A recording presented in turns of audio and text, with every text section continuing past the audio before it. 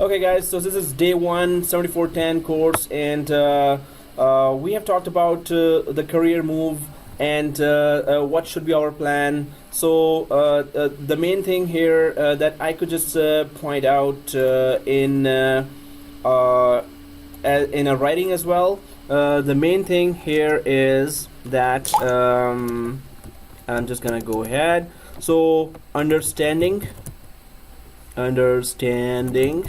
what we are doing and why we are doing, right?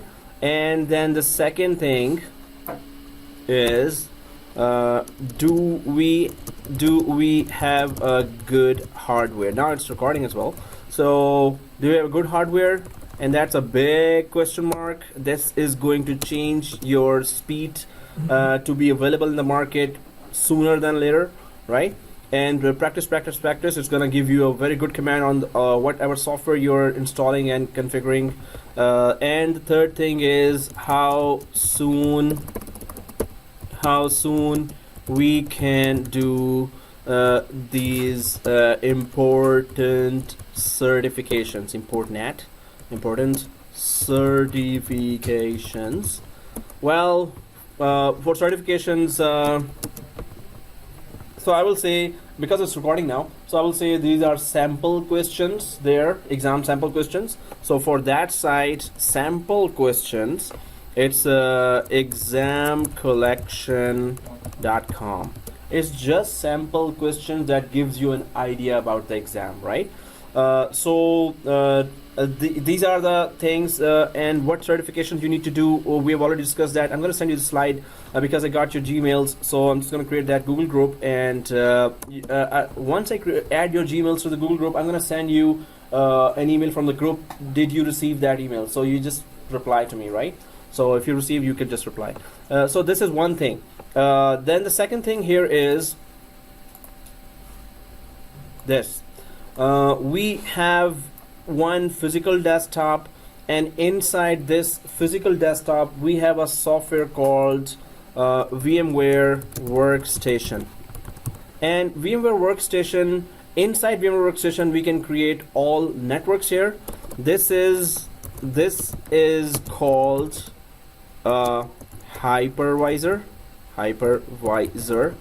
What's a hypervisor? It helps us host virtual machines. A hypervisor helps us host virtual machines, right?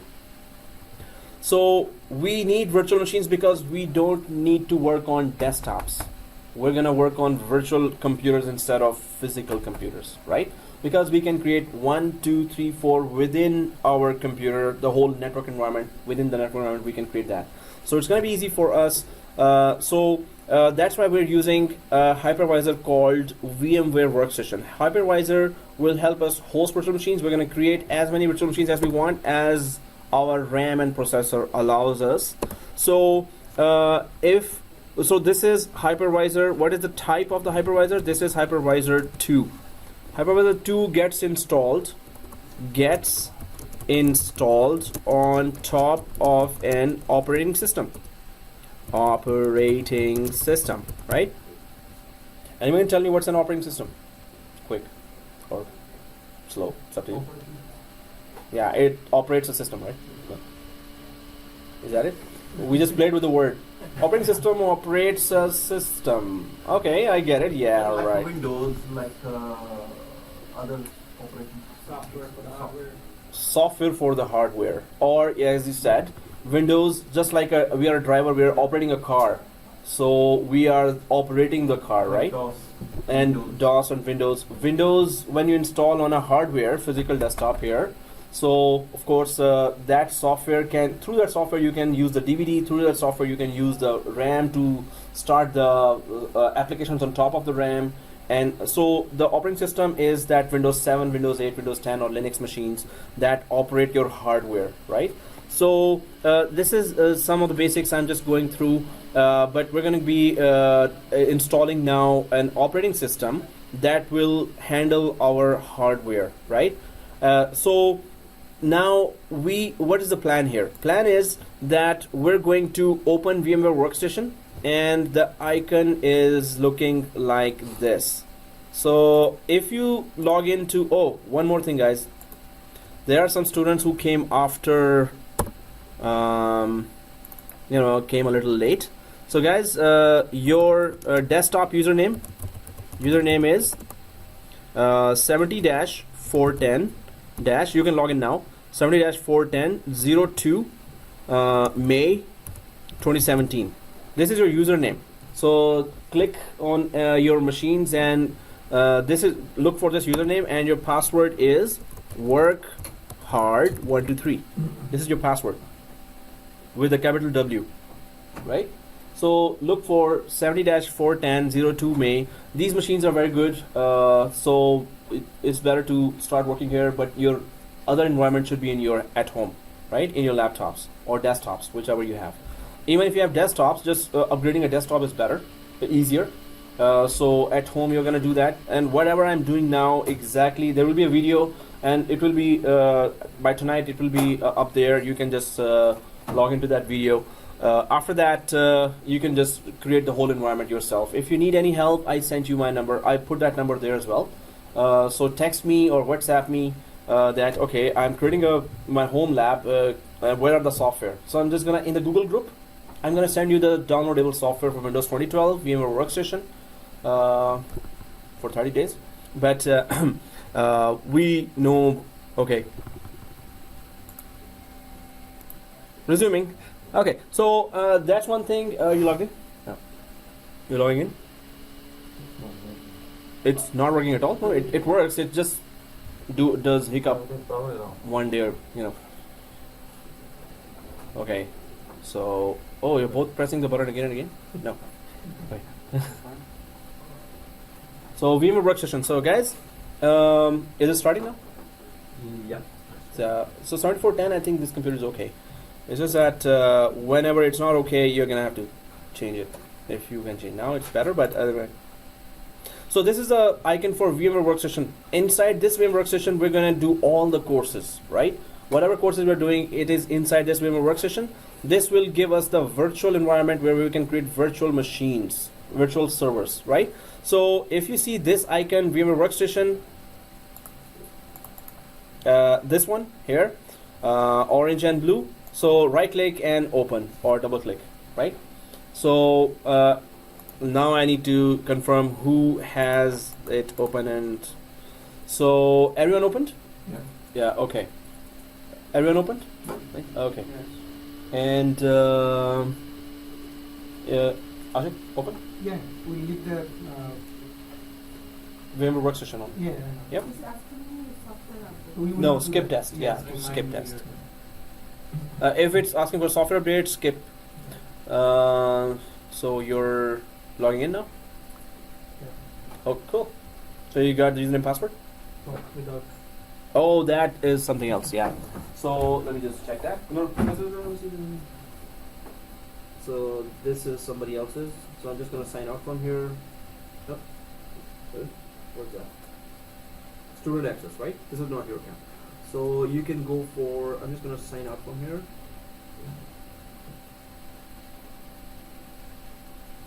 And now here, this 7410, so not 2202.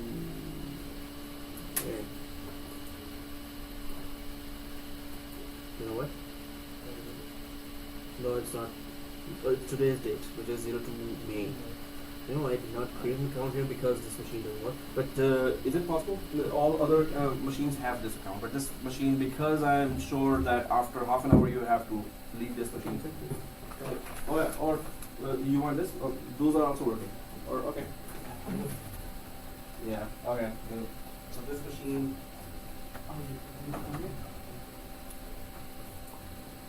Yeah, this is some special Samsung monitors. Too special. They just at once say, yeah, please.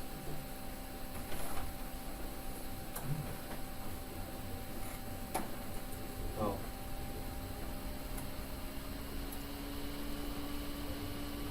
Do you like it?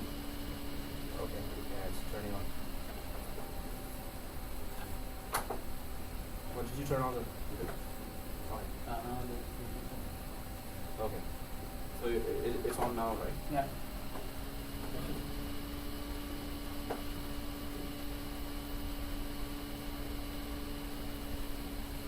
Is the light off or on?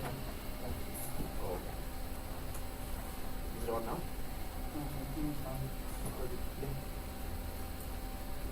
Please go power. No, power. Yeah, power is there. Is on. Just wait. Just wait. Yeah. Is Yeah, this that's game it. That's it. That's it. Okay. Sure, all the connections are okay as well.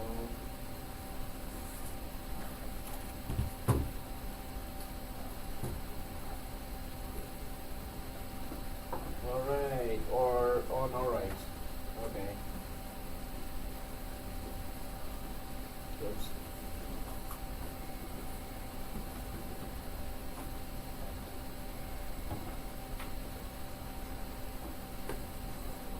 Okay. So here 7410. Okay. And work hard. 1 to 3. So it's the capital W. It starts with capital W. Work hard. 1 to 3. Okay, guys. So let's get going now. My emphasis is that we should be on the same page. Okay. So there was some music there. Okay. Oh. Okay, guys. Once we have started, oh yeah, it's logging in, right? So, well, you got some good support beside you as well. How to open the VM workstation? You can help whenever he logs in. So all are waiting as well. Thank you. Okay, guys. Here. So what we need to see is first thing that we can go to the C drive and check if we have ISO, and I'm recording that, right? If numbers are moving, I'm recording. Okay, always please do remind me as well. I have a very good memory. So the main thing, once it is open, keep it open. Do you see a yellow folder down here? Yellow folder, or the Windows Explorer way down in the bottom. Do you see any yellow folder? Okay, so when you click that yellow folder, then this window, yeah. I don't see that. Open a virtual machine first, right? You're talking about no, the no. virtual machine or on the computer? So on the physical computer, Okay. see the yellow folder. In fact, yeah. So let's just minimize this VMware workstation. So everyone, do you see this VMware workstation? Minimize this. Do you see this screen here? VMware workstation. Minimize. Now you see the desktop. Oh, yeah, okay. Yeah, yellow folder is way down here, right? Yeah. So yellow folder, and then what I need you to see is go to the C drive. So how do you go to the C drive? Exactly, this PC. On your left side, do you see this PC like this? This PC on the left side. Everyone sees that? Yeah. Okay. So yeah, on the left side, this PC, right? So when you click this PC on the right side, do you see C drive? Okay. Do you see the C? Okay. We all see C. Okay. So double click the C drive and go inside. Exactly. So do you see ISO folder? Now inside the ISO folder, because it's my laptop, I mean, when I go inside, I just created it to guide the students to where to go, right? Otherwise, I don't have anything here in my laptop in the ISO folder, but you should be seeing a folder, a software called Windows 2012, Windows Server 2012 R2. Everyone see that? Yeah. Oh, in the ISO folder. 2012 actually. Yeah. Whatever says 2012. I don't have that. Okay. ISO. Okay. Okay. So Windows 2012 R2. Thank you, guys. So that is the one that we're going to install. I just wanted to show you first where it is, right? It's in the C drive in the ISO folder. All the software, whatever we need for the course, this course, other courses will be inside the ISO folder always, right? So let's just, I just want to show you that. Now we don't need that. Let's just go to the top right and minimize this. Top right and minimize this. Everyone did that? Yeah. Top right. So now do you still see that VMware workstation open somewhere? Yeah. So click that again VMware Workstation. If you okay, you're there as well. So now what we see is this screen, right? Yeah. We all see this screen? Yeah. Okay. So do you see create a new virtual machine? Let's click that. Create a new virtual machine. Anyone not seeing it, let me know, right? Okay guys, so we see typical here and custom. Everyone sees that, right? Okay, so next, just keep it typical. And here, new virtual machine wizard, guest operating system installation. This is the installation we're doing. If it was a physical machine, we would have put the DVD of the Windows 2012 in the DVD ROM, and we would have installed that. Here, it's a virtual environment. It's all software right now. We're about to create our network, right? So that's why we are going to put the ISO file of Windows 2012. We're going to attach that ISO file of Windows 2012 operating system here in this line. We should be able to see that. So everyone sees the browse button here? Yeah. Browse button, right? So click the browse button. Now once you click the browse button, to your left side, do you see this PC again? This PC? After the browse button? So when you click the, then again go to C drive, right? And then to the ISO folder. Just like last time we did that, right? So now go to the C drive inside, and do you see the ISO folder? Now do you see your Windows 2012 there? And double click that. If you see Windows 2012, double click that, right? So I'll just quickly go there in my laptop. It's somewhere else in my laptop. So ISO and Windows 2012, this one, right? So everyone sees Windows 2012 and everyone has double clicked, right? Okay, double click once. Now the important thing is that you should be seeing this Windows Server 2012 R2 detected here. That's the most important thing. It should not show 2012 only. R2 must be there. If it is there, let's go next. Okay, so next. What do you want to do? Sorry? No, we're not gonna name here. On the next screen, you're saying? Yes, exactly. Oh, you're already on the next screen. That's it's okay. So, okay, guys, everyone on the next screen, name the virtual machine. So here we have to be a little careful because these are public computers. So you have to put a name in a specific way. So click at the end of it and press, this dash. Type the dash. Now, first of all, it is a template machine. So type the word template just like I did. Then dash. Now after that, your first name. So I'm just gonna put my first name, Amir, right? So put your first name. Why? Because if we are, in case we are he's our main administration, our system administrator of the college as well. Welcome. Oh, I'll keep on praising. He's a very nice guy, good guy. He gives me coffee every day, and is that enough? Once he gave me biryani as well. Oh, come on, man, I'm recording that. Okay, so he's a very nice guy. So he'll help you with many things in the college, especially with coffee. No, just kidding. So okay, Amir. So here, template dash your first name. Don't put Amir there, right? Your first name. Right? So if you put your first name, then we will know that if those machines are being upgraded, we will know not to delete those machines. So your first name must be there.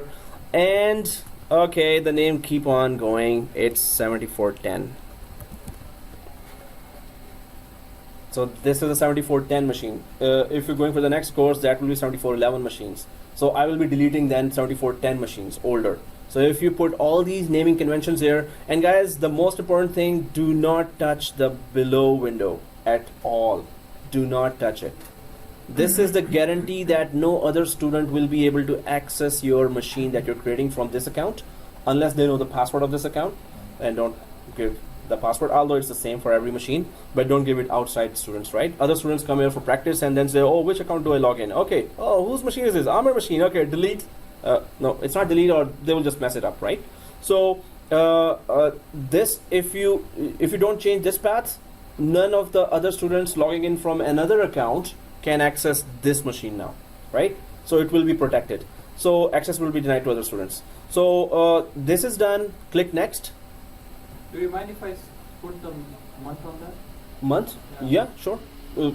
Put it. It's up to you. It's okay. As long as we don't change the location This we're good, right? So okay, once this is all done, click next, right? So once you click next, now there is a hard disk, virtual hard disk for this virtual machine. You know, this virtual machine is just like if you go to the shop, computer shop, and you buy a new physical desktop. This is a virtual desktop we're creating right now, virtual machine we're creating. Otherwise, it would be this machine or this machine or this machine, right? So we're pretending this is that physical server that we buy for the production environment. Now, it says that for this virtual machine, how much hard disk you need. Okay, so the question to you is, if the physical computer has only 50 GB free space left, and on the virtual machine will always use the space in the physical computer, whatever you have in the physical disk, physical computer, right? So suppose 50 GB free space is left there, and I put here 100 GB. I'm telling no, this virtual machine hard disk will use 100 GB, but physically you have 50 GB free space left there. So is that a good idea to give 100 GB here or not? So it is not a good idea, but there is a new concept, not new, it's very old actually, thin provision, right? So what's a thin provision? Thin provision means that whatever you install as a software, it's just going to take that much space. Even if you give here 200 GB, 300 GB, 400 GB, but you have only 20 GB left in the physical disk, it's only going to take that much space, whatever software you installed. And it's going to go up to that 100 GB whenever it, you know, You will release it will not occupy the whole space. So if I put 100 GB, it's not going to occupy the whole space. Oh, I need 100 GB now. Whenever we use Software, whatever we install. So right now we're installing Windows. It's going to take 6 GB or 8 GB, right? So here we're putting 100 GB, but we're installing only operating system which is 6 GB or 8 GB. So it's only going to occupy on the physical disk 8 GB or 6 GB. So if there was 50 GB free space left, out of that only 6 GB or 8 GB will be taken physically, right? So that is called thin provisioning concept, right? Thin provisioning. There is another concept, thick provision. If it was going for thick provision and I put 100 GB, it's going to occupy right away 100 GB. It's going to expect that their hard disk has 100 GB available. And if it does not, it's not going to let you go ahead from here.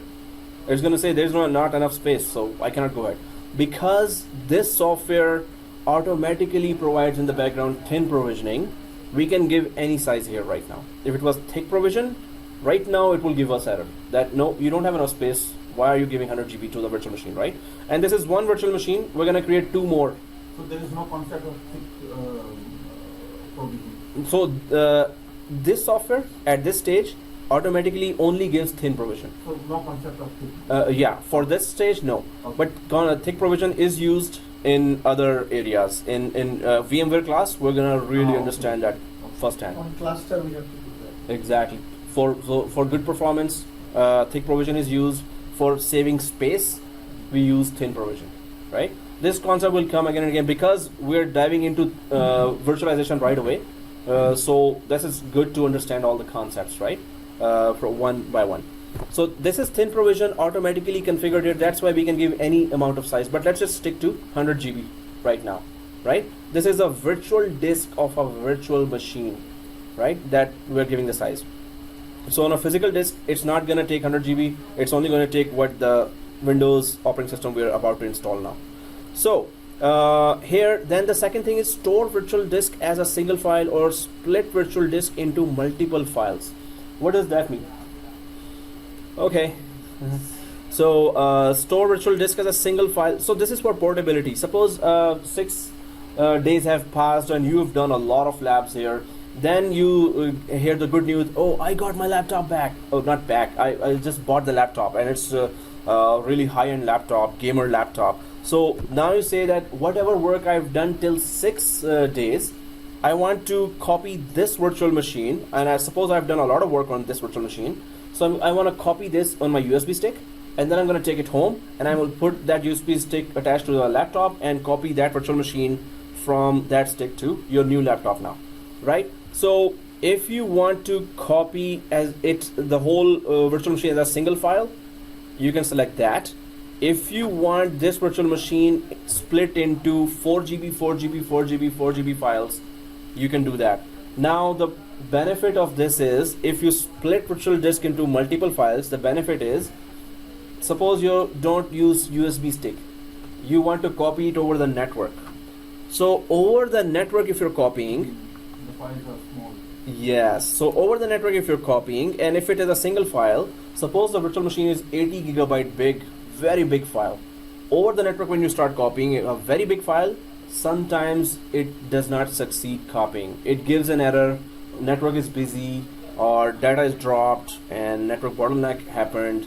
So the main thing is, when you're copying over the network, and if it is a single big file, it's not gonna copy. So divide it into 4 GB files. It's easier to copy over the network 4 GB file, 4 GB file, 4 GB file. First one chunk of 4 GB files, then the next chunk of 4 GB files. You can copy. One big file you cannot copy over the network. But if you choose single file and you're having a that USB stick, it better be that big capacity USB stick, right? It's one single file.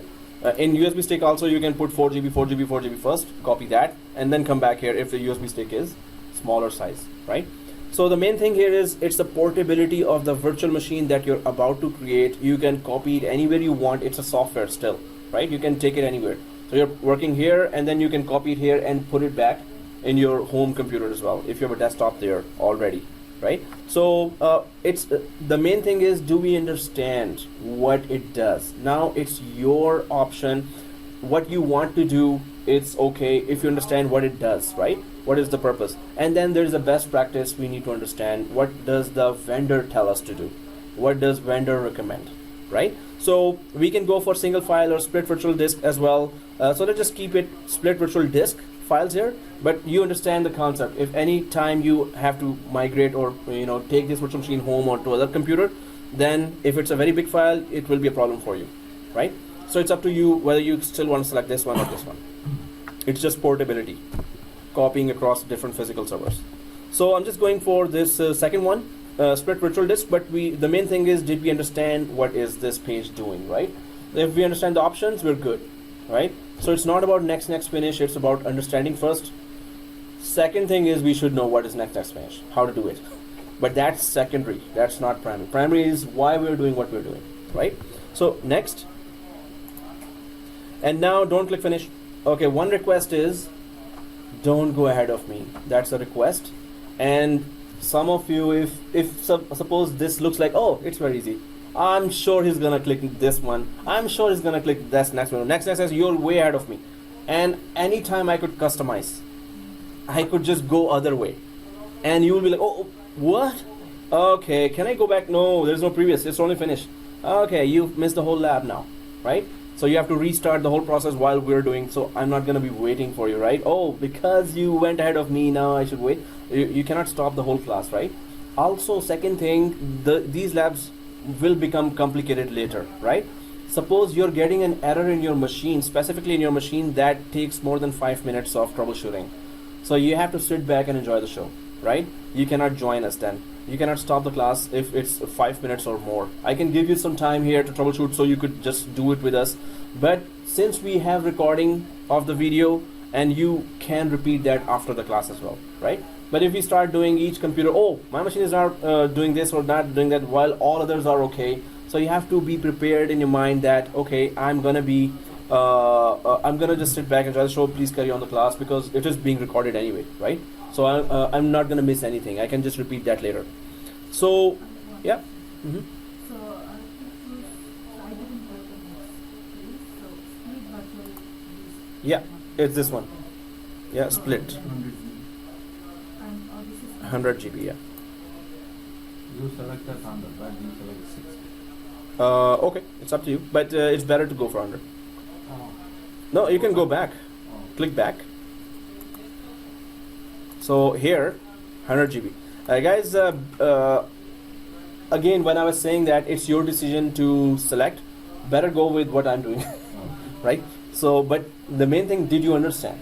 At home, when you're doing that, it's up to you, right? So it's better to follow what I'm doing exactly as it is, right? So, but the main thing, again, do we understand why we're doing what we're doing, right? So, okay, next. Now here we're gonna do some shopping here. So customized hardware, suppose you're in the computer shop, oh, I need more RAM, oh, I need the other network cards, I need to have more processor. So they will just keep on raising the price with whatever you need. But here it's just window shopping. Actually, it's actual shopping. So customized hardware means, so click that button, customize hardware. And here we're going to change some configurations according to how we need in the course, right? So first of all, these physical desktops have 32 GB RAM. So we have good RAM, we have enough RAM, right? Although with advanced courses, you will see that even that is not enough. You need 64 GB maybe. So, but we have 32 GB RAM. So this is a template machine. Now, what's the purpose of a template machine here? What is a template machine? So if I go to the diagram here, the template machine is used to create clones. Now, what is a clone? An exact copy of this virtual machine with the configuration we're about to do. So we're going to create one machine that will have all the configurations, all the modifications that we will need for the entire course, right? For the entire course. So if we do all the modifications, so template machine, it will have 8 modifications done. So we're going to do 8 modifications here, so we don't have to do those modifications in every new machine we create. We will be creating clones out of this machine, right? So when we create an exact copy of this machine, that clone, we don't have to do a lot of work to put it back in the lab. We will just need it to join the domain, join the network, and then it's going to start working right away. So we're going to just work a lot on first template machine, then the next copies of this, we don't have to work a lot to put it in the network, and it should not give us any problems, right? Throughout the course. So if you want to have a smooth course, you need that template machine with 8 modifications to be done. So it will not stop us during the course, and it will we will have a quick new copy already configured with 8 modifications, right? So now what are those 8 modifications? We're going to go through that step by step. We're going to understand each modification. So it will have 8 modifications. So the main thing here is the purpose of template machine. It creates clones. It must never be started again once we have configured it properly. So its only purpose is to create clones. That's it. If you accidentally start this machine, you have to, if this template machine accidentally starts, then only shut it, not shut it down with sysprep. So what is sysprep? We're going to talk about that. So this is very important that you do not start this machine ever again once we have properly configured it, right? So this machine will be just creating copies of the virtual machines that we will use in the course, right? So you're going to see the whole process as well, and you're going to understand, oh, that's virtual machine. Okay, so right now I'm just explaining that this is just going to create copies of virtual machines, and it should never be started again, right? So let's go ahead and try to configure this virtual machine. Yeah. What still I'm not clear with the Yeah, clone. it's okay. So clone is an exact copy of what we are about to do. So we're about to install an operating system inside this virtual machine that we are creating. So if I go to this virtual machine here, this virtual machine that we are about to create, because we haven't seen the whole thing, so yeah, it is a bit confusing, and it is okay. So we're gonna be so this is a virtual machine, just like we go to the computer market and buy just an empty desktop with a hard disk, right? But there is no Windows installed till now.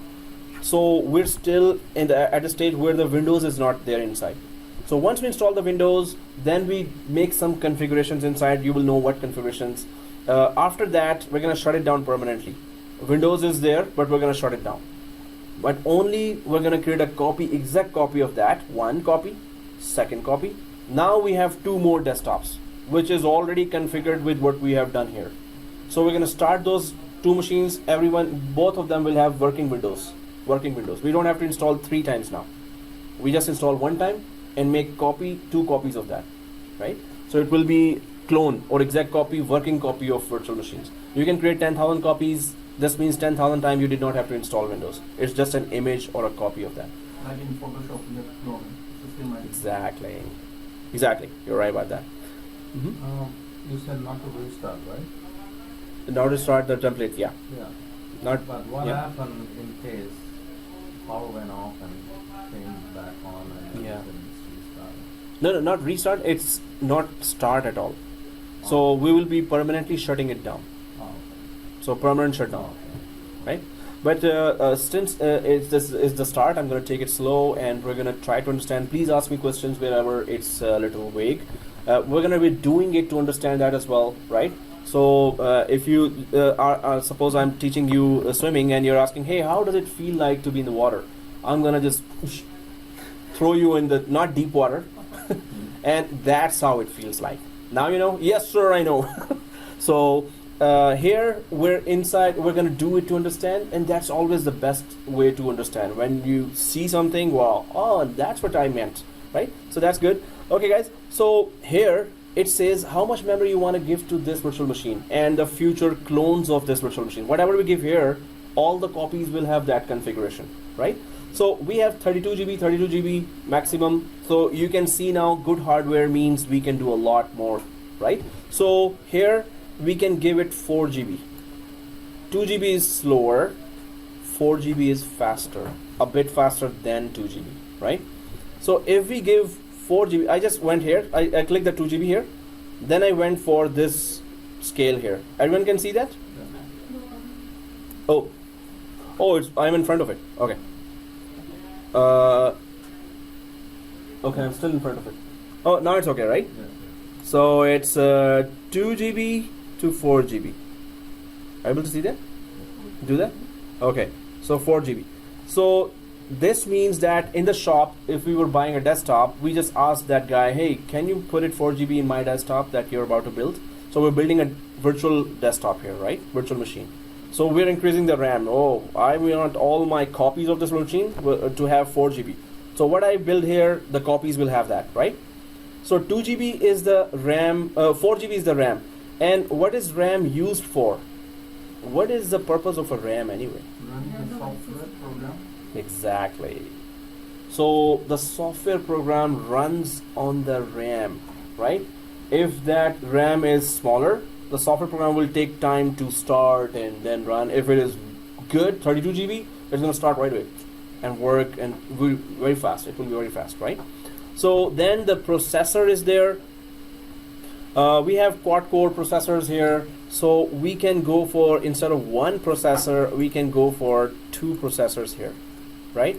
So our machines can be fast, right? So we don't have to go for the cores now. We're going to be trying to understand in virtualization environment why should we use cores. It's just sections of the processor itself, right? So each section will be considered as a single processor, another processor, right?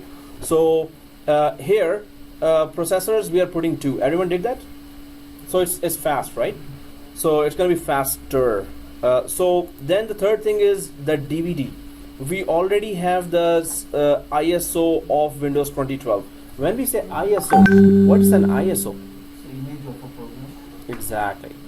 Hey, you know a lot, man. So you were saying you were in Yeah, my base was commerce, but I worked for 12 years as a novel network administrator. Okay, now we know, because yeah, that's a lot. So this means it's going to be easier for you to know. Well, wow, Now good. it's finished now. Yeah, cool, but that's cool. Wow. Okay, guys. The processor, sorry. Mm-hmm. The processor, Mm-hmm. it connect with the memory. Processor is a coach with a that whip work. So it just pushes the software to do things faster. So more is better. Yeah, the more processor is better, right? It works on the processor to execute the tasks. So it starts and run on top of the memory, but to execute new tasks and new modifications, processor helps do that, right? So, okay. So here, then the DVD and ISO is one file of that operating system, right? So we already have in the DVD ISO mounted for Windows 2012. We did that. Now the network adapter. When we go to the network adapter, there are these types of network adapters. So suppose this virtual machine you want to put on bridge. We're not gonna put it on bridge. I'm just explaining what is bridged connection.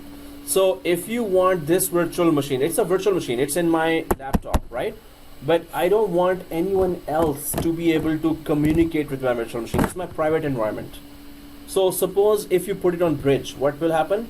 A student sitting in the next class can ping this virtual machine here as well. Bridge means put this virtual machine on my physical network, right? So you can ping my virtual machine, you can communicate with my virtual machine, you can take files if you have access and permissions, you can connect over the network to my virtual machine if it's on bridge.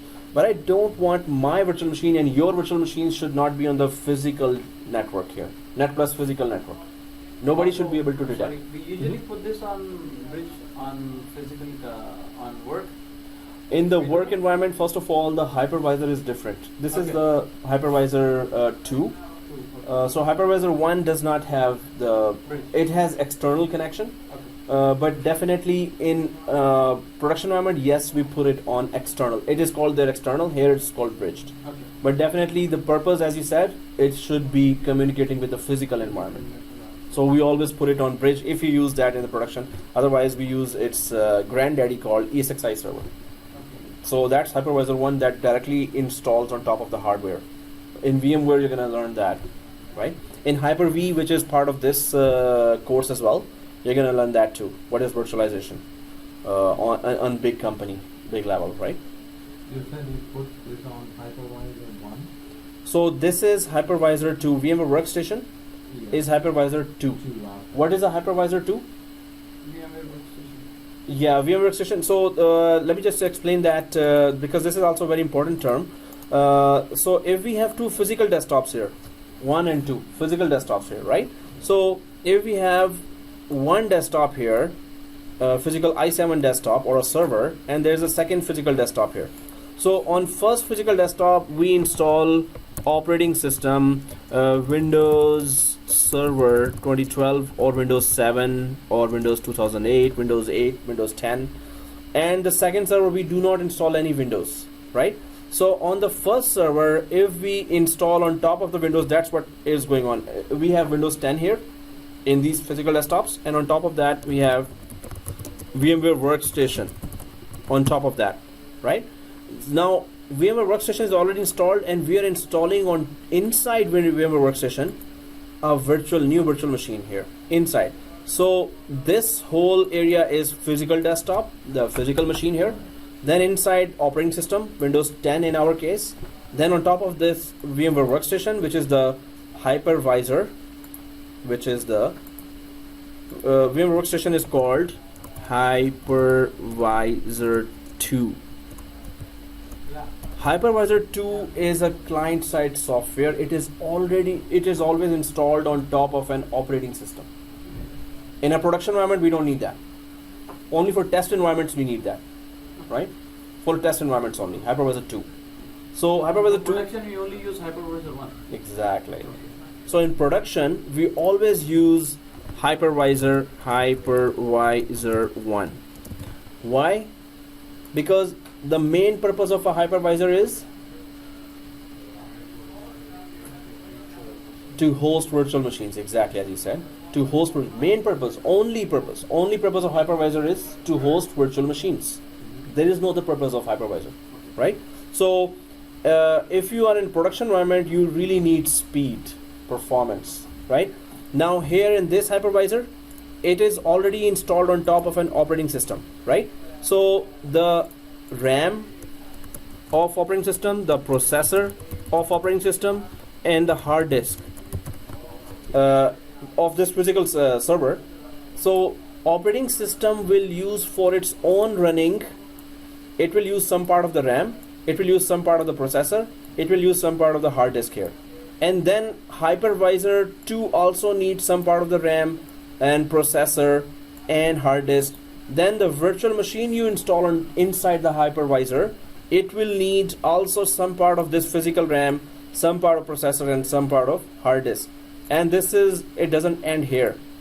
Maybe you install 5 more virtual machines here. So they all need from the same RAM some part of the RAM, processor, and hard disk here, right? So whatever, so that's why we say, okay, have a lot of RAM, have a lot of processor, have a lot of hard disk, right? So what happens here, that operating system is eating up unnecessary RAM that is required for the virtual machines here. The whole operating system, this guy, is eating up RAM for its own running. If your purpose for a physical desktop is to host virtual machines only, in a production environment, you would go for Hypervisor 1. What does Hypervisor 1 do? It gets installed directly on top of a hardware. It does not need an operating system for its own running. So Hypervisor 1 is for VMware. VMware is the name of a company, right? VMware is the name of a company. So it has its ESXi server. So this is Hypervisor 1 from VMware. And it directly installs on top of a hardware. On top of hardware, right? So what is the benefit here? Anyone knows? What's the benefit? If we install it directly on top of the hardware? You don't need an operating system. Yes. And what's the benefit of that? Time saving. What else is the benefit of that? Time saving is one. Speed. It's not using the hardware like it's not Exactly. sharing the hardware. Exactly. For its own running, it's also taking some of the RAM, processor, and hard disk, which is really required for the virtual machines here. So if you just install Hypervisor and then you install on top of it virtual machines 1, 2, 3, and 4, and 5, and 6, then at least there is no operating system installed here that also needs for its own running RAM, processor, and hard disk. Now you have an ESXi Hypervisor 1 is a very small software, very small software. It for its own running, it does not need RAM, processor, hard disk as well. Not much, very small. So After yeah. installing that hypervisor, you can install separate operating system in this Virtual machines. virtual- Exactly. So all the RAM is now available just for the virtual machines to share with each other, right? So in a production environment, we go for Hypervisor 1, which is always the only purpose is that you install that small Hypervisor 1, and then on top of that, whichever virtual machine you install, they will have the majority of the RAM, processor, and hard disk, right? So Hypervisor 1 for production environment, Hypervisor 2 for our test environment. That's Right? amount of- Test, they're both virtualization, right? Okay. But on large scale, you go for Hypervisor 1. Okay. And in VMware, we're gonna install day 1, we're gonna install Hypervisor 1 Okay. on day 1, right? When we install Mhm. hypervisor 1, Mhm. it doesn't it recognizes drivers and everything by itself, or Yes. no need? It has universal drivers there. Mhm. But still, some of the hardware, if it's a new hardware, especially the graphical cards, suppose you need to offer online streaming, video streaming, then it needs that hardware. Otherwise, How we will come to know where it will give me the result, because we don't have operating system. no. So Hypervisor has its own driver list as well. So it is very intelligent. It's very small but very intelligent in doing its own hosting virtual machine purpose. It's very good. So when we go for VMware, we're gonna go in depth. In Hyper-V also, we're gonna touch Hyper-V in 7410 this course, and 7412 we're gonna go very advanced in crash tests and everything, high availability of Hypervisor. And in market, they are so VMware is a expensive brand. Although 90% of the market has VMware. But now those companies are trying to save money, right? So the Hypervisor from Microsoft is cheaper than the Hypervisor from VMware. So Microsoft Hypervisor is called because you will be going to the market, you need all the information. So I'm just gonna quickly put that Hypervisor, famous hypervisors. So Microsoft offers Hyper-V. The name of the hypervisor by Microsoft is Hyper-V, and the name of hypervisor from VMware is, there are two, VMware Workstation and ESXi, right? So Microsoft also has Hypervisor 1 and Hypervisor 2. VMware also has Hypervisor 1 and Hypervisor 2. Then there is Citrix. It also offers a hypervisor which is called Zen Server. Then there is Red Hat.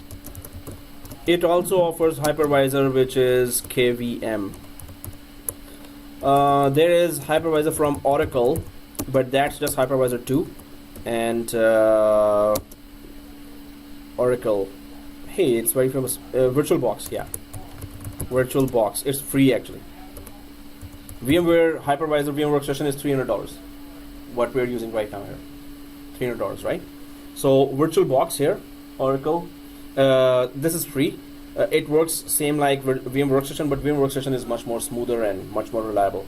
VMware is in the market because of this much more reliable thing. It's very reliable. Hyper-V is still the good competitor of VMware. So in the market, they are asking if they have VMware. They also ask you, oh, you are good in VMware, okay. Can you also handle Hyper-V environment? Because we have Hyper-V as well. Hyper-V from Windows, from Microsoft is cheaper, much cheaper than VMware, right? So they will expect you to know Hyper-V as well. In many cases, in some cases VMware only, but now the more information you have, the better, right? So in 7410, we're gonna go in Hyper-V. We're gonna understand what is Hyper-V. In a separate course of VMware, you're gonna understand what is ESXi, right? This is very important to know what is ESXi and what is vCenter, what is all other things. But yeah, one of the must do courses is VMware Workstation VCP, right? Okay guys, so we should know what are the market competitors and what are the trends in the market. When you go to the interview, you should know that, yeah, there are other hypervisors as well, and those companies also do that. In Citrix course, we are doing Zen Server as well. Those students who are in Citrix, they already done VMware Workstation, they already done Hyper-V, they are now doing Zen Server as well. So we get to know all market competitors, the main competitors in the market, right? Okay guys, but if you understand the concept of hypervisor in any one vendor, you will understand the same concept of hypervisor is in other vendors. It's just where is the icons, where are the buttons. They're different, they're called different things, but concepts are always the same if you just use one hypervisor. But better go for all three. Okay guys, so here we understand what is hypervisor 1 and hypervisor 2. Do we understand that? Any questions? Are we recording? Oh, that's a very good question. So, thank you. Thank you. What software communicate with physical server and the VMware workstation? So VMware Workstation talks to operating system talks to the hardware. Is there any software in between or no? So it's the kernel, it's the VM kernel of the VMware Workstation that is communicating with the Windows operating system. And that kernel means KERNEL. It normally is that layer that talks to the hardware within the VMware Workstation, right? So, but in VMware course, we're going to be talking in detail about the architecture inside the hypervisor. So, hypervisor 2 is slower for test environment. Hypervisor 1 is faster for production environment, right? So we should be, because it's recording, so of course you can repeat it, and better you should make some notes about that, right? So it's always good in the class that if you're making notes, if you have a pencil and paper with you, because there are many things that you should know while while I'm telling that from my experience as well. And those, even if you're reading, you're watching the videos, you might not understand at that time, right? So while in the class, you should have that book and copy and pencil or pen, and try to take notes of some important things, right? Okay, so here I'm just gonna go back to magnification here. So bridge is that our virtual machine will be available exposed to the physical network, and we do not want that, right? So we're not going to go for bridge, but we understand the purpose of a bridge, right? That it's going to expose our virtual machine or connect our virtual machine to the physical environment, right? So NAT, if we go to the NAT here, NAT is network address translation, which means if we need internet connection, then we can click NAT. What it will do, it will connect to the local network card, and inside that it will try to then connect to the local DSL router. For the DSL modem, every DSL modem has a DHCP inside, right? Which automatically gives you IP addresses. DHCP automatically gives you IP addresses, right? So NAT will get this virtual machine direct internet connection, right? So if we need internet, and we're gonna need sometimes, but not all the times, we're not gonna need all the time. So whenever we need, we're gonna connect to NAT, get internet connection, do what we want to do. Then we're gonna again remove the NAT throughout the course, right? But NAT for internet connection to this virtual machine. If we need that, this is the purpose of NAT. Network address translation, right? Host only. What does the host only means? Host only means that I'm only using the network. uh Ye- Host means exactly. So it's internal network only. so it's just me, not anyone else. So it's suppose we have 10 virtual machines inside VMware Workstation. Suppose. Okay. So all those 10 virtual machines will communicate with each other, Okay. and the host only. Okay. This is our host. Our host is these physical desktops, Okay. right? The operating system of the physical desktop is the host. So virtual machines talk to each other within our virtual environment, Mm-hmm. and they talk to the Windows 10 which is installed here, which is the host. Suppose you want to copy paste any big applications back and forth. So they will only communicate with the host, which is Windows 10 in our case, or not to the internet. Host only is just directly the host, which is, these are the guest machines, right? These machines are guest machines. So the host is our Windows 10 that is installed. Okay guys, so what is custom here? Specify according to your will. Exactly. So if you drop down, do you see a lot of VM nets here? This one. Everyone sees that? Oops. I think I'm really in. Oh, now it's, so I should just put it here. Now it's good. Yeah. So VMnet. Anyone ever heard of VLAN before? Yeah. What is the concept of a VLAN? How do it work? Okay. So yeah, you're saying? Because all said at the same time. So I said virtual LAN network. virtual LAN, Yes. right? VLAN. What is the purpose of a VLAN? Where do you implement that? On a physical switch, right? So 8-port switch, 16-port switch, 24-port switch. But suppose there's an 8-port switch. Suppose, and it should be a manageable one actually. So 8 computers are connected to the 8-port switch, right? 8 computers are connected. Suppose you do not want the 4 computers to communicate with the other 4 computers. Although they are connected to the same switch, you do not want the 4 to communicate with the other 4. So you create a VLAN in the switch that from now on, these computers, all 4 can communicate with each other, but they cannot communicate to the other 4 on the same physical switch. So we Right? are making the partition. Exactly. We're creating a virtual LAN or a private network within the switch. VLAN or virtual LAN. So LAN is local area network. Local network. We're creating 2 local area networks out of that one One switch. network, one switch, One switch. right? So these 4 will not communicate to the other 4. They are totally different. Suppose these 4 are for accounts department. These are for other sales department, right? So they are still connected to one switch. No, but we want to further segment them, right? So when you further segment them, they cannot communicate with each other. Although you could have had a second switch here, right? And then still blocked some communication between the two. But VLAN is much easier. Why want to have a second switch just for segmentation when I can create a private network within the switch as well, right? Suppose a 24-port switch. 24 computers are connected, right? So you can just create as many VLANs in that 24 switch. Segment. So these 10 cannot communicate with these 20, or these 4 cannot communicate with these 6 computers. So that's VLAN, right? So switch has 8 to 34. It could be any bigger switch as well. 24-port switch, 16-port switch, 8-port switch, whatever you want to buy in the market, right? So, and that's why CCNA class is also one compulsory course that if you can start CCNA with 7410, that's good. Otherwise, go for just one at a time as well. Better go for at least two at a time, right? Okay, guys. So we understand what is VLAN, right? This is exactly how it works. VMnet 2. Suppose, okay, this is the virtual machine, and I select from any one of those. Suppose I select 10. randomly, random. So now VMnet 10 is selected, right?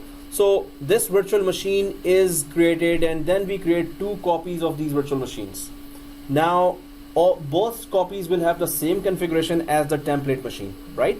So this VMnet 10 will be in both virtual machines as well, 2 copies as well. So when we start the virtual machine and they want to communicate with each other, because they have the same VMnet 10, both have the same VMnet 10, they will be able to communicate with each other.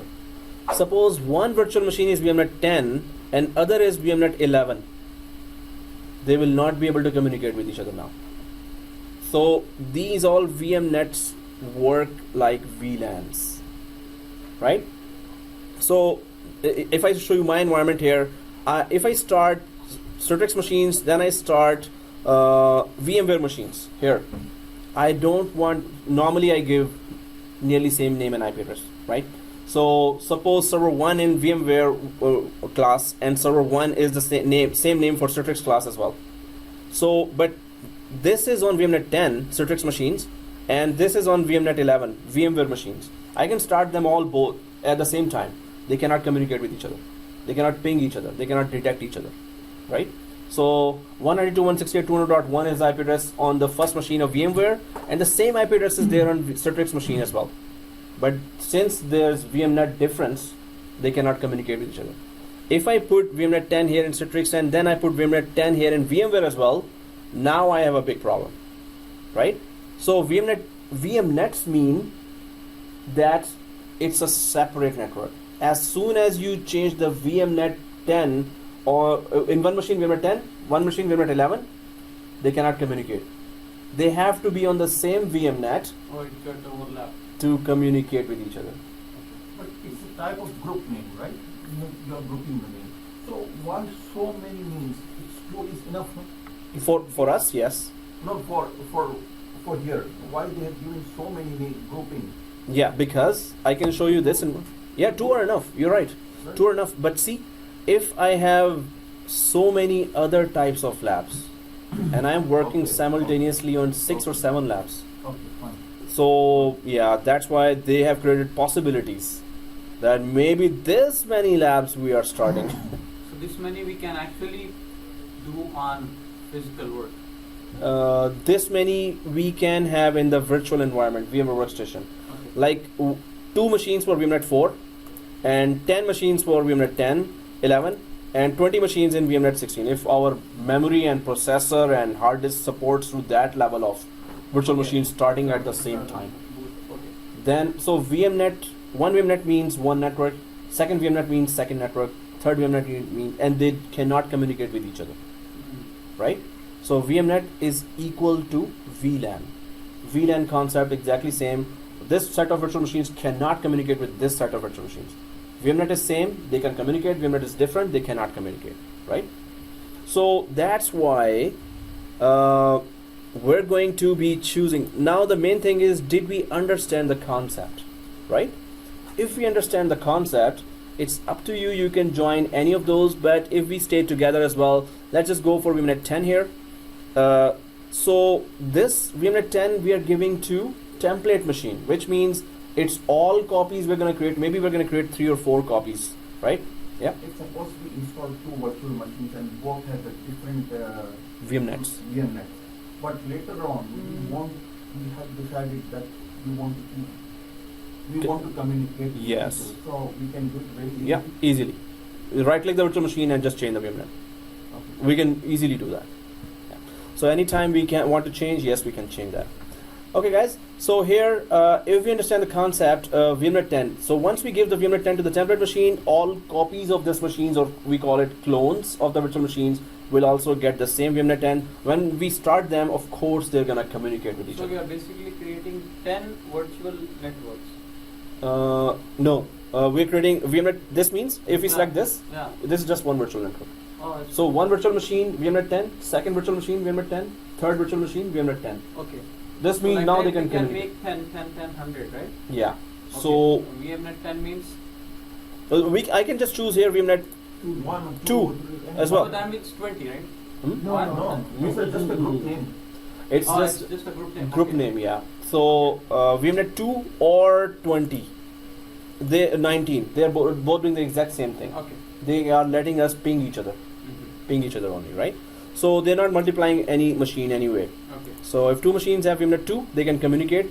Otherwise, they will not be able to communicate if they have different VMnet. Okay, guys. So here, LAN segment just means that we're not going to use that, but that just means that you have 4 virtual machines or 5 virtual machines. You can start them together, restart them together, shut them down together. You're dealing with virtual machines as a group now, right? It is for that. We don't want to use that. Sometimes we want to restart one virtual machine. We want other virtual machines to stay started. On only one virtual machine we're going to restart, or we're going to shut down one virtual machine, second should be started. So we're not going to group them together to manage them together, right? So I'm just going to go back to VMnet 10 here. So now any virtual machine having this same VMnet will be pinging each other, will be sharing files with each other, right? So this is network, and we wanted to understand what are these and why we are selecting the custom one. We could have selected host 1 as well. We could have selected NAT 1 as well, and bridge 1 as well. We can select all those, right? But we're going to go for custom. If we select host only or NAT, they're still going to communicate. But better go for custom, because if we have another set of another course machines we start, they should be given just a different VMnet, right? So, Sorry. no, it's okay. If you would have decided that to share the host IP, Host IP. yeah, then we have to specify a separate IP for all the machines like this. So this means if you go to bridge Okay. for those virtual machines, are you saying that you want virtual machines to talk to the physical machines? Yeah. Then host IP you don't have to change. And this just the main thing we need to understand, that when we put a virtual machine on a physical network, its IP should be unique. That's all. Host IP is 200.10, so it should be 200.11. Anything different is okay. So it's gonna let you Oh. communicate through the host. It's gonna communicate, but it's gonna be different IP. So guys, here, and please review this video at home as well and make your notes. I need to see those notes. So once you make the, if you're making the notes now, put it in the Microsoft Word file and make your notes at home. Repeat the video and make your notes, because you should be actually creating the environment. Whatever we're doing now, you should be doing at home as well, right? So VMnet 10, yeah. In the office, I noticed when somebody else logged into virtual machine, Yeah. it won't allow me to log in. How do you do that? Well, no, virtual machine. Okay. Say if I try to log in, if somebody else logged into the same machine, virtual machine, Yeah. it will tell me, hey, this guy's logged Already logged in. You have to log him out to log in. Or log him So- out, or add an asterisk. So do you remotely connect to that, or at one time only one person can connect at the only same? one So person you're can. trying to remotely connect them, Yeah. right? From remote desktop. If that's the case, yeah, they do not allow. At one session is going on, the second session cannot continue until the first one is logged off. But we can change that. That at same time 10 people can connect, or 4 people can connect, and 3 people can connect. But that is a change you have to do. By default, one user at a time. Yeah. So- Is there an option to select one user at a time? No, by default it is one user at a time. Oh. So you have to change it in the registry settings. That and that's on the VMware site, or we can Google it how to change that. It's a very easy thing to do. Amir, Mm-hmm. if 10 users at the same time Mhm. access the virtual machine, the speed makes the difference? Oh yes. So every virtual machine. So suppose there are 10 users here. Here. So if there are 10 users connecting to, normally what happens in the production environment, in one virtual machine there will be 200 users connected, right? In second virtual machine, maybe it's exchange machine, so there are 1000 users connected here. So this is the file server, maybe 5000 users are connected here, right? So in a production environment, you better have a very good physical server, maybe 1 terabyte RAM, 1 terabyte. That alone is like $20,000 or that, right? So 1 terabyte RAM, hard disk would be actually not local. It will be coming from SAN, storage area network, and processor would be of course Xeon, quad core, or even 4 quad cores. So the thing is that there will be so many users connected. Each user connecting, of course, is going to be using still the RAM, still the processor, and the hard disk. So if there are these many users connecting, and this is just 5 virtual machines I'm putting. In a production environment, there will be 50 virtual machines, 40 virtual machines, right? So each virtual machine connecting 200 users, 300 users, 5,000 users, 10,000 users, it could be that, right? So that's why we normally in a production environment, you have hypervisor 1, 2, 3, 4, 5, 6, 7, 8, 9, 10. So they are connecting either to virtual machine could be migrated from one hypervisor to another a third hypervisor, whichever has a lot of RAM available right now, right? So there's that many users connecting, and yes, it will slow down if you don't have enough RAM. It's going to, and once it is slowing down for this machine users, end users are 5,000 connected, so they will also suffer because they are also using the same physical RAM. They're also sharing the same physical RAM. So the performance will degrade for all these virtual machines as well, because they are all sharing the same physical RAM. And you said something in now the SAN storage. Yeah, SAN storage area network. So what is a SAN storage? Anyone remembers that? Anyone knows? Right.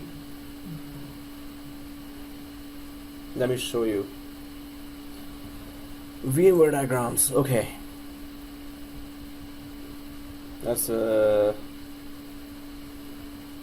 okay. So this is in VMware class. I start with SAN means it is offering remote disks, the storage, right? So suppose there's a physical server here. These are physical servers, right?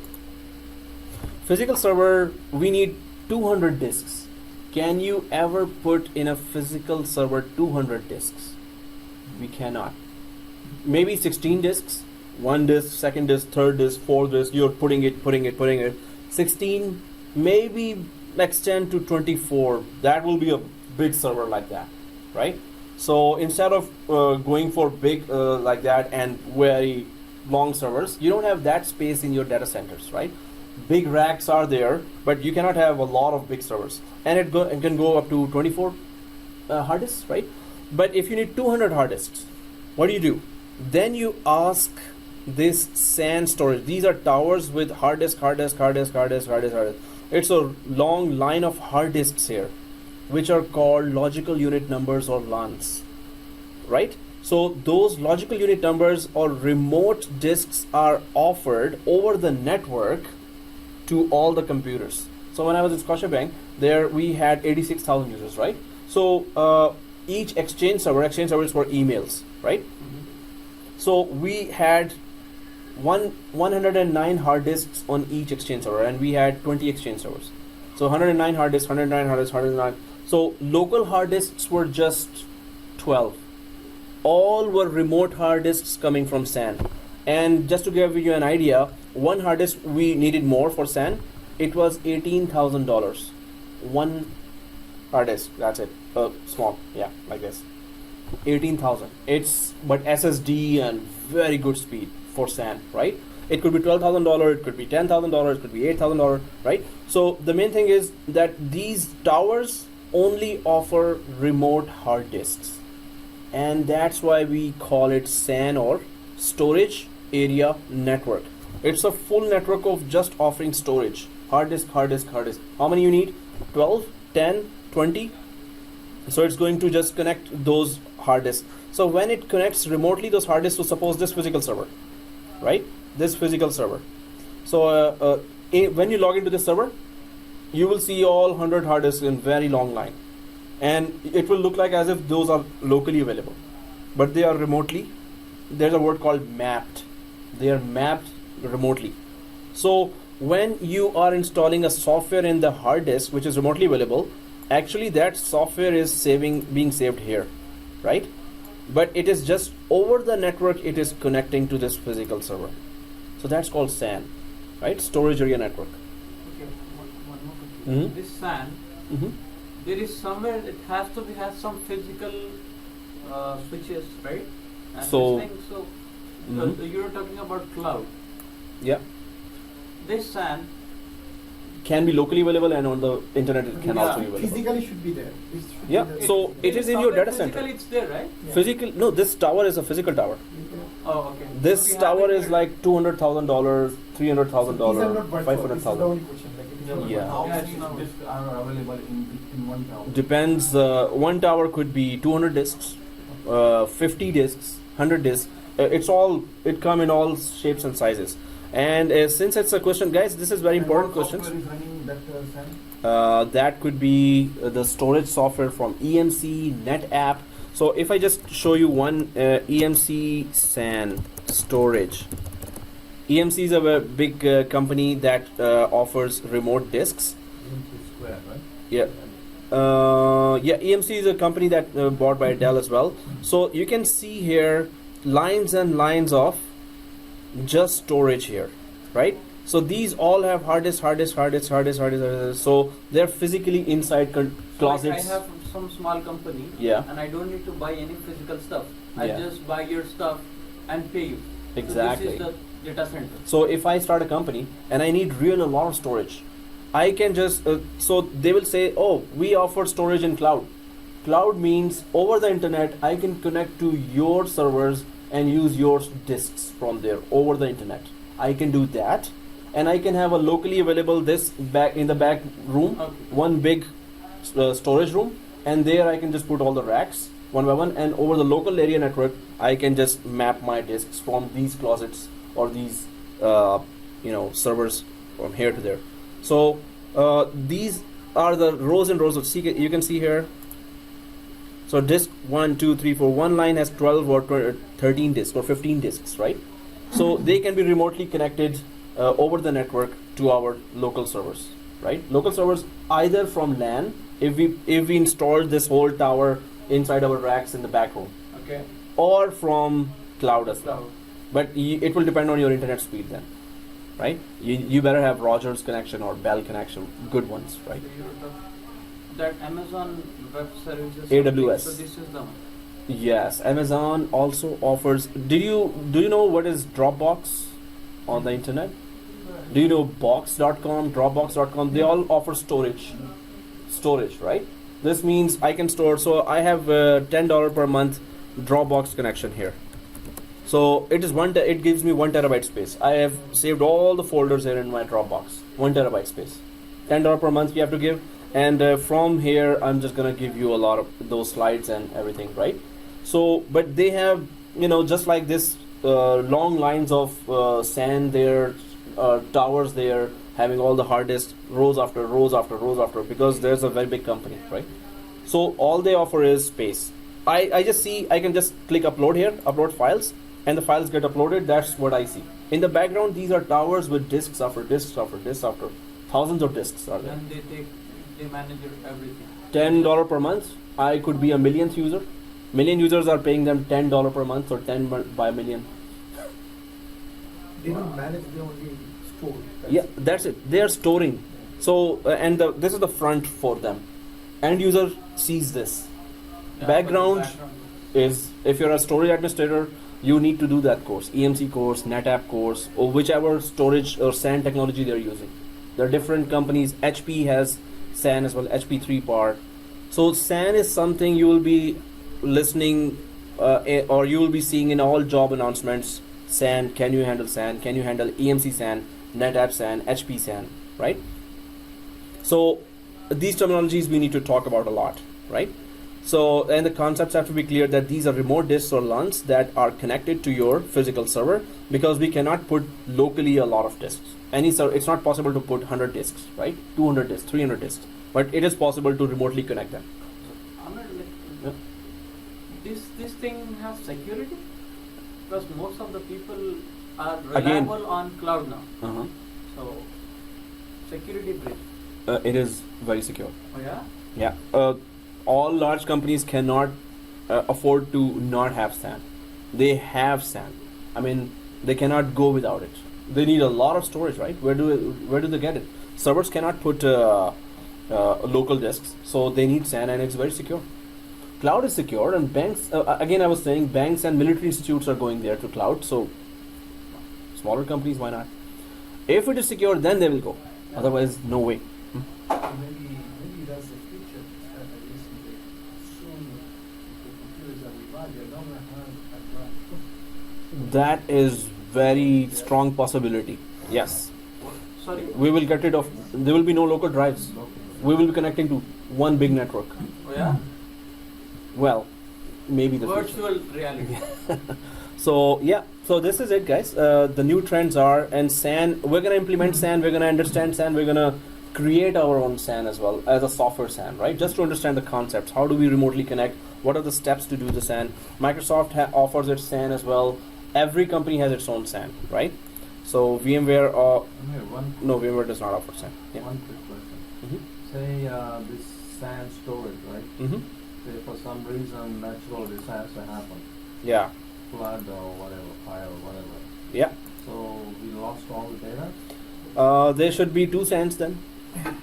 So if they have one tower, they should have two towers, and there should be two different branches having this setup Yeah. across the city. So in Scotiabank we had one downtown branch and one Etobicoke branch. There they had a very big data center, very secure. Damage, they can Connect to the other site. So when we install a one server, its copy or backup would have been installed on the other branch. The clone you were saying, the clone thing, right? Yeah. So we would buy always two physical servers for one. One in this branch. If we get disconnected from this branch, the other branch we would connect right away. Failover. It will fail over to the other branch. So we should understand what is failover then. So like, right? I am doing something and you are already you're doing sharding every moment. to me.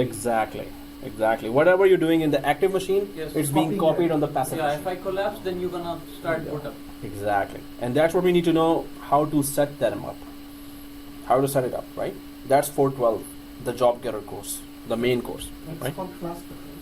Failover clustering, and we're going to implement step by step, just like we're just learning step by step. And today I think we took too much time to understand, but I'm going to go with your speed. If there's a question, I'm not going to go ahead, right? So it's good to understand and do instead of doing it fast. Oh, we done one lab and understanding is 50%. Understanding should be 100%, right? So it's good to know all the latest trends in the technology and why we're doing what we're doing, right? Normally in day one, we install operating system, we make 8 modifications, but I think it's not gonna happen today. But we will go at our speed, at our comfortable level, right? So that's why. So if we are on the NAT, have we all selected VMNet 10? Yes. Okay. So we need USB. You know why? If you click the virtual machine, and you have an external USB stick. So if you click inside the virtual environment and then connect the USB stick, the virtual machine will detect the USB. So whatever is inside the USB can be copied from USB to the virtual machine inside. If you click outside of the virtual machine and connect USB, then outside operating system will detect that USB. But so we need that, and there is nothing to change here. Sound card, it's okay. Printer, there is a lab for printer as well, and display, yes, we need to see that. But if we need accelerated display, then we can go for 3D graphics. And here, if you see that, if you have a better display graphics in your physical system, only then you can, of course, you must have the hardware. You must have the graphical hardware to use this, right? We don't have that. We don't need that for now. So everything else is okay. The only change we made in this page is 4 GB RAM, 2 processors, and the network adapter is VMNet 10. Everyone was able to do that, right? Yeah. So click close now. We're okay. And my request again and again, if I didn't touch it, if I didn't click it, please don't click it, right? So otherwise some students learn it the hard way. Oh man. So yeah, they have to read the whole thing, and I customize and go somewhere else, right? So, and I tell you the reason why I'm customizing and why not going just the proper way. Okay, anyway, but this is selected, right? Power on this virtual machine. Yeah. This one. So click finish now. And it's gonna start installation of Windows 2012 R2 server. Servers are not used by end users. Actually, they are remotely connect. So of course they use that, and users use that. For them only. But servers are managed by us, the future system administrators, right? So those servers we have to know inside out how they work. Suppose now we're using virtually, but we're gonna go for the physical server as well. Once we have some good me, idea. it says the keyboard There is a pop-up. Okay. timeout. Timeout? Yeah. No, Oh, no. that. The Press keyboard OK. timeout. Okay, okay, okay. Yeah, press. It's just that it detects another hardware. Press OK. It's okay. This machine is fast. Really? So I'm used to it. This one. Okay. Yeah, that's why I requested on the second week here, coming here, please get a good hardware, otherwise we cannot make it. So everyone on this screen. Not This yet, one? not yet, not Okay. yet. Hey, you said fast. No, Okay, I just kidding. Yeah. Okay, now it's there. Okay. And are you able to see that, everyone? Yes. Yeah, Yeah. Okay. So, language to install, time and currency, and keyboard or input. So we're okay with that. We don't have to change that. So press OK. Press next. Actually, here, install now. Nothing else. Install now. And start. Setup is starting. Yeah. Okay. So guys, whenever anyone is asking questions, it's always useful for you as well, right? In later time, when the course really gets, we get to know each other, we are good friends with each other. So whenever one starts question, others, hey, how are you? Hey, did you see that movie? So it's not like that. Whenever somebody is asking question and the distractor guy is there on the door, oh no, just kidding. Yeah, distractor. Okay. So if anyone is asking question, it's always good for you to intently listen to that question. You will really gain knowledge from anyone's questions, right? So as long as we are on track, right? If it's not off topic. So, okay, guys. Here now there are four ways we can install Windows. There is standard evaluation server core. There is standard evaluation server with GUI. GUI is GUI. Graphic user GUI. interface. Oh, no. GUI is graphical user interface. Server core is command. Yeah. So server core, we don't want to go for command line now. In the fourth class, we're actually going to go there and run some commands there as well. So right now, either a standard evaluation for GUI or a data center evaluation for GUI. Data center also has the server core version, which is just for command prompts, and it has its own purpose. One lab is dedicated just for server core in 7410. Let's go for the data center because we want to know the enterprise level, functionalities and features that we want. Any big application can be installed here. Standard edition can also install big application, but when it comes to extension and scalability of application for thousands of users, you always recommend that you always go for data center version that can take all bigger enterprise applications. Another thing about standard is that Microsoft's hypervisor. Do we remember the name of Microsoft's hypervisor? Hyper-V. Hyper-V, exactly. So Hyper-V in standard evaluation can give you only 2 virtual machines. It can only host 2 virtual machines. Data center, so standard edition can host 2 virtual machines. Data center can host unlimited number of virtual machines, right? So if you want a big Hyper-V environment, then data center is good. So we'll just go for data center because we need to explore all the features. Okay. So once the fourth one is selected, and make sure it is GUI, the graphical interface, right? And then click next. And of course, we have to accept the license agreement. Everyone on this page, click that and next. Now we're not upgrading from anything, right? There is no older operating system here, right? So we're just gonna go for custom installation. This is a new one. So click custom. Everyone on this page, Yeah. right? Yeah. Okay, so here, if you want to make 2 sections of the hard disk, maybe 50-50 GB, C drive and D drive, suppose, or C, D, or E, 3 sections. You can make new partitions here, but we're not going to make any partition. We need the whole 100 GB available for the operating system. We're going to be adding later new other drives as well. Okay. So Mhm. we'll do it later, the partitions. We don't. We're not gonna do any partition. But if we wanted to do, yes, we're gonna do on the other drive Okay. because it's gonna have operating system. So once we install operating system, you cannot partition that, right? Once you have an operating system. So second drive we're gonna add and try to learn how to partition those. So 100 GB full we need. Click next, and there you go. We have a launch. So while this is installing here, you know what, 7411 for the previous 7410 batch will start after this class. So guys, here Windows will install. After the Windows is installed, the next stage is to put 8 modifications. So I have a IT forum where I always keep on updating all the latest trends and whatever courses I'm teaching and whatever technical stuff I do, whatever scripts we're doing, I put all this on my IT forum. You feel free to join that, but I'm just gonna go for that itprof courses dot, so itprof courses.boards.net.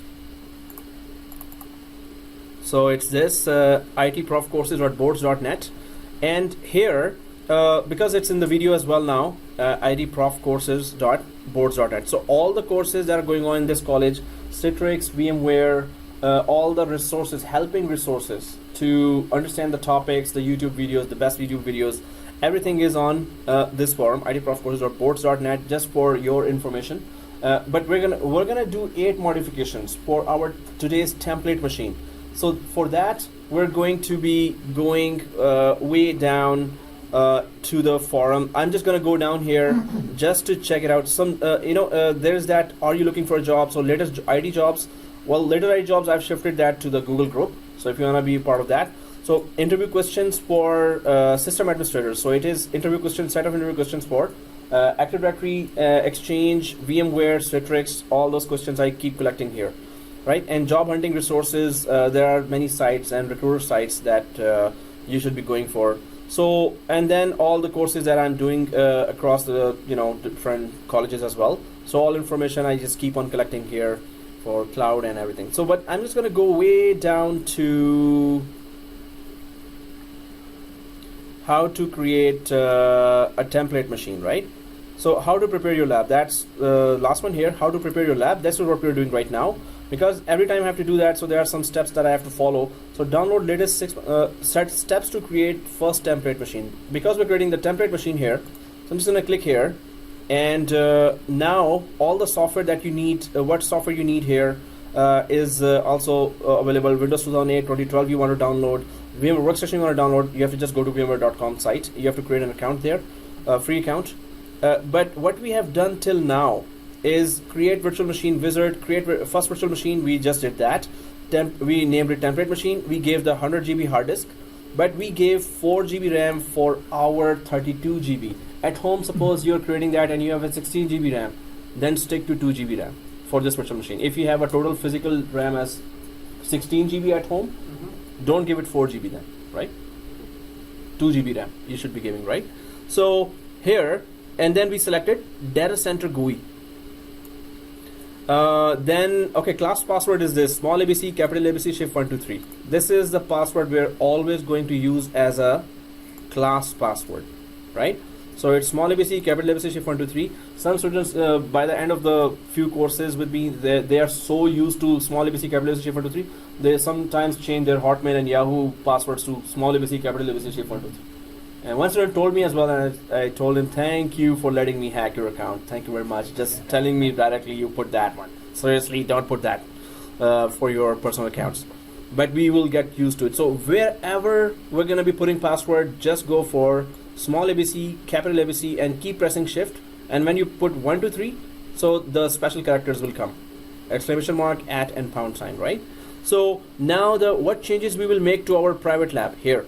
VMware tools. First thing, we're going to install VMware tools. Second thing, we're going to turn off firewall. We're going to discuss all those as well, why we're doing. Time zone change, of course, we need to have the correct time. Shared folder, a very cool feature, I'm going to explain that. Internet Explorer security, and unlocking the screen. So all these 8 modifications we do. After that, the main, very important step is sysprep. So sysprep is used when you're creating image, or when you're creating one machine out of which you're going to create a lot of clones and copies and copies and copies and copies of machine, then you use sysprep. So why will we use sysprep? We're going to discuss that when we reach that stage. Normally to give unique SIDs or SIDs or security identifiers. We're going to talk about that in detail when we're reaching that stage. Once the Windows gets installed, we will be doing these steps. We will be making these 8 modifications, right? So then the benefit will be then all the copies or clones of the virtual machine we create, these modifications will already be done there. We will not have to create a clone and then do all 8 modifications on every new virtual machine we create, right? So it will be easy for us to continue our labs by quickly adding one more machine, one more machine, one more machine. They will all have these things done. So is it installed? We don't want to rush. Today was just the day 1 lecture, was very important, and especially the plan. We have to stick to the plan, guys. Second thing is, once the virtual Windows is installed, let's just properly shut it down and log out from the accounts. And with next class, we're going to do this steps. So we're going to create virtual machine. We're going to create 2 clones. Then we're going to install Active Directory. What is Active Directory? We're going to talk about that in detail and have a good discussion. So just wait for the Google group invitation today, and downloadable software. If you're creating your lab at home, just let me know. You have my number, you have my email, so just let me know. WhatsApp me, text me, or email me that I'm creating this lab, so what's the next step? So where do I get the software? Where's VMwareWorkstation.com? So not .com, VMware Workstation to download. So I'm going to tell you the whole thing in the Google group as well. So right now, if the machine is installed, you cannot shut down now. You have to wait for the, okay, I'm already at this stage. Yeah. If you're at this stage, just give the password, which is class password, right? And let me just type that password on the notepad as well. So the class password right now you need to put, if you're there, is small ABC, capital ABC, and keep pressing shift button and press 1, 2, 3 on the top. So it is exclamation, @ and £sign.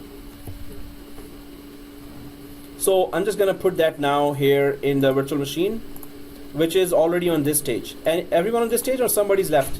Not yet. Not yet. Okay. Yeah. So when the next passwords are small ABC, capital ABC, shift 1 shift, and shift keep, @. yeah, keep pressing shift. See this? Yes. Yeah. So keep pressing shift and press 1, 2, 3, not from the numeric pad, from the top one where the special characters are there. Special characters, yeah, top one. So keep pressing shift 1, 2, 3, right? So make sure, and you can just click that I button just to make sure that you put the correct password here, right? It should look like this.